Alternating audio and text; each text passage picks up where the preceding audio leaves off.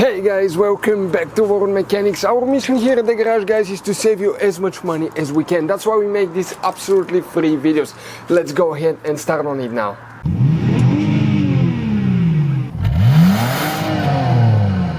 So let's start on it now. So guys, there is 4 fuses we need to check. We will explain why. There is very limited information about the turn signal fuses. We have 1 fuse that's for the BCM exterior lighting and 3 more that we need to check. If that doesn't fix your problem, we'll explain what else can cause it. Go ahead, open the hood, guys. Here on the driver's side in front of the car battery, you will see the main engine fuse box. Press these 2 taps at the same time, lift up, it will open. On the inside you will find the main engine fuse box with a layout like this one here. Before we continue, let's explain quickly why it's always a good idea to test fuses and relays. Guys, it's very important to always test your fuses and relays. Why? Sometimes you may think you have a good fuse, guys. It's hard to tell. Look at those fuses, right? And sometimes, okay, you pull the fuse. Okay, I'm going to get the fuse puller and I'm going to remove 1 fuse. I want to show you on that 20 amp fuse. Sometimes it's very unclear if that fuse is burned or not. You may not clearly see it. So always, guys, test them, because if you don't test the fuse, you assume it's good. You end up spending money, time and diagnostics for problems that do not exist, guys. So you can just waste your money and time. Always test your fuses, always test relays.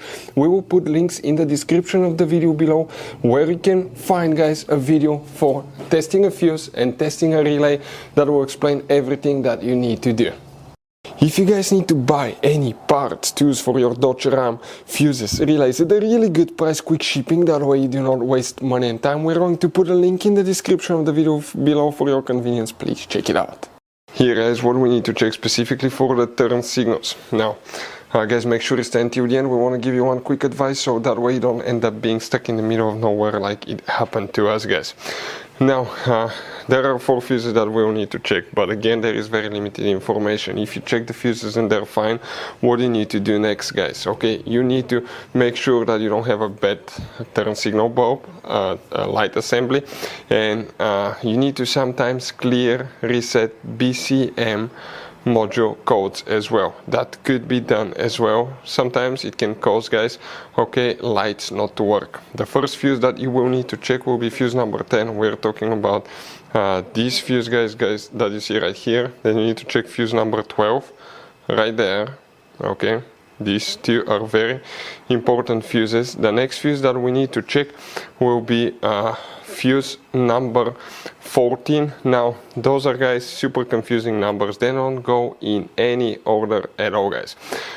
So 14 will be the one right here, and the last one that you need to check is fuse number 23 right there. So, guys, you have all kinds of different fuses and relays. Some of those are very specific. They're hard to find, especially if you're in a small town or in the middle of nowhere. One time we needed a replacement, we couldn't find one, and we were stuck in the middle of nowhere for a few days until we got a shipment on the internet, guys. So keep some spares in your glove box for peace of mind. Hopefully, guys, the video will be helpful. Thank you for watching and see you guys next time.